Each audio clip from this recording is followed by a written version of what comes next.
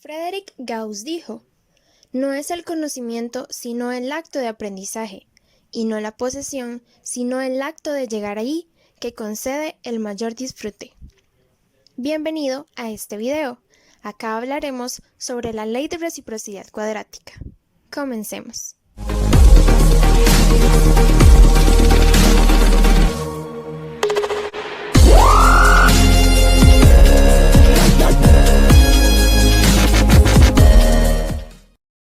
Para poder abordar este tema, primeramente repasaremos algunos elementos base.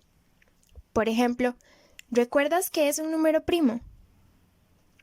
Pues se trata de aquellos números que son únicamente divisibles por sí mismos y por el número 1. ¿Pero de qué se trata la divisibilidad? En el conjunto de los números reales, se trata de que al dividir un número por otro, obtendremos como resultado, en su residuo, un número entero.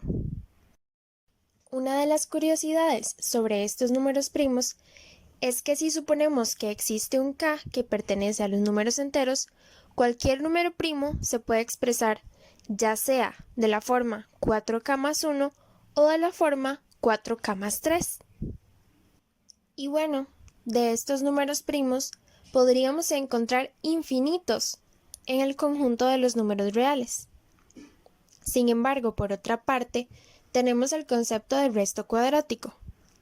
Se dice que b es un residuo o resto cuadrático de c si existe un m tal que m a la 2 es congruente con b módulo c. Si este número no existiese, se dice que b no es un resto cuadrático de c. Pero podríamos pensar, ¿para qué nos sirve esta teoría sobre números primos y sobre restos cuadráticos? Bueno, pues la ley de reciprocidad cuadrática justamente se entabla tomando detalles del conjunto de los números primos y de la teoría de restos cuadráticos. What's a party gotta do? What?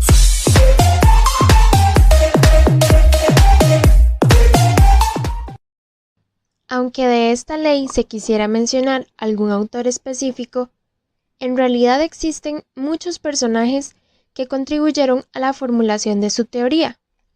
Algunos de ellos son Diofanto de Alejandría, Euler, Fermat, Legendre, Gauss y Eisenstein. Podríamos iniciar el recorrido histórico de esta ley recordando a Diofanto de Alejandría y su libro Aritmética.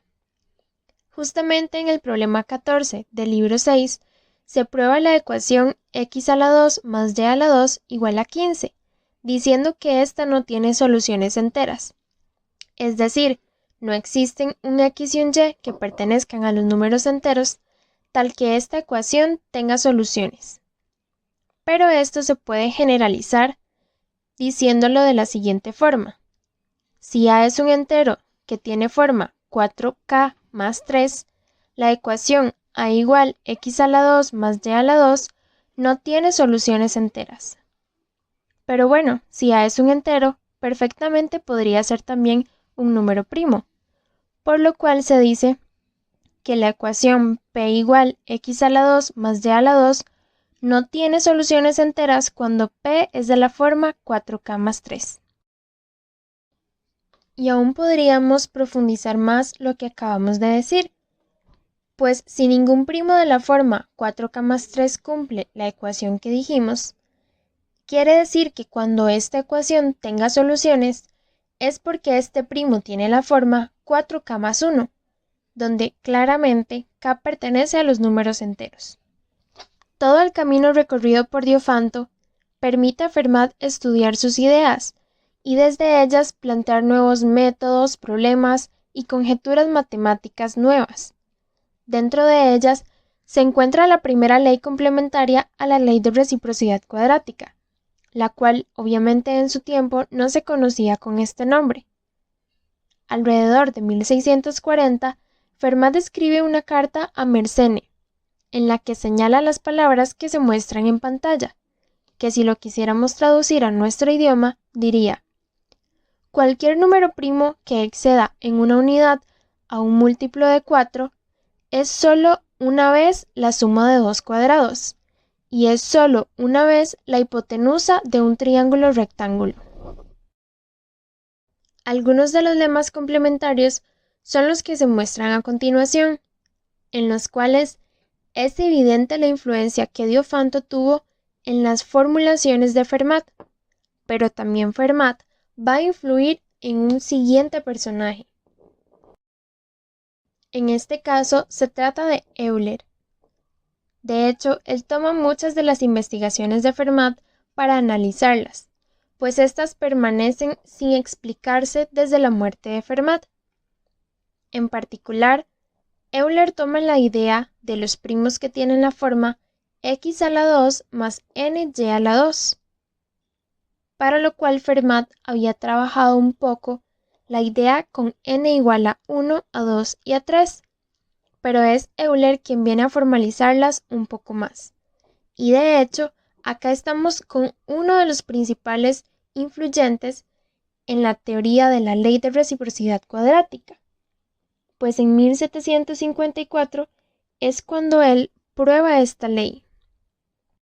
Sin embargo, ya veremos que aunque él la prueba al igual que Legendre, ellos lo hacen de forma numérica, y hasta después vendrá quien lo demuestre de forma general.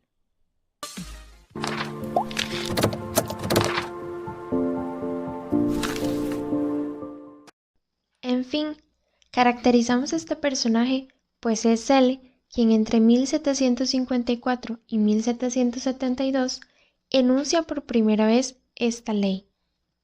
Pero el origen de estas ideas se halla justamente en que a la hora de que Euler estudió las ideas de Fermat, se ve en la necesidad de escribir los primos distintos a 2, tal que P es igual a x a la 2 más ny a la 2 y tiene solución, y los primos distintos de 2 para los cuales P divide a M con M igual x a la 2 más ny a la 2, ambos casos cuando n pertenece a los números enteros. Su versión más reciente de la ley de reciprocidad cuadrática la muestra en 1772 en el libro Opúscula Analítica. Esto lo reproduciremos en lenguaje moderno en la siguiente imagen. Se dice que siendo P y Q dos primos impares y distintos, si P tiene la forma 4n más 1, entonces P divide a x a la 2 menos q y a la 2, si y solo si q divide a x a la 2 menos p y a la 2. Pero si P tiene la forma 4n más 3, entonces P divide a x a la 2 menos q y a la 2, si y solo si q divide a x a la 2 más p y a la 2. Más tarde aparece Adrien-Marie Legendre, quien tomándose de la teoría de Euler, distingue 8 casos que dependen de la congruencia de P y Q congruentes a 1 o menos 1 módulo 4.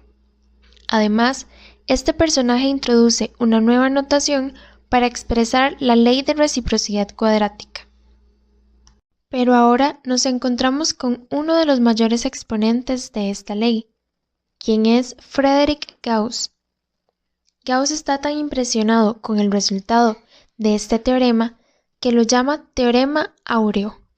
La demostración de este teorema la hace alrededor del año 1800. En su obra muestra muchos de los elementos que tomó para construir esta demostración. Al parecer, él hizo 8 pruebas diferentes y al parecer también introduce el símbolo de congruencia. Una de sus formas de mostrarla es con la notación de Legendre, en donde se muestra que P entre Q va a ser igual a menos 1 a la 1 medio de P menos 1 por 1 medio de Q menos 1. Esto, sin embargo, necesita que hagamos un recordatorio, pues por ejemplo, P entre Q no se trata de una división, sino que este resultado será igual a 1 si P es un residuo cuadrático de Q y va a ser igual a menos 1 si P es un residuo no cuadrático, módulo Q. En pantalla se pueden observar 8 de las demostraciones hechas por Gauss y los métodos que él utilizó. Respecto a esto, Eisenstein es uno de los personajes más importantes, pues sigue el camino de Gauss a fin de probar las leyes de reciprocidad cúbica y bicuadrática. Y hasta el día de hoy, todavía se siguen trabajando muchos de estos resultados. Y bueno, esto fue una pincelada de la ley de reciprocidad cuadrática. Muchas gracias por tu atención.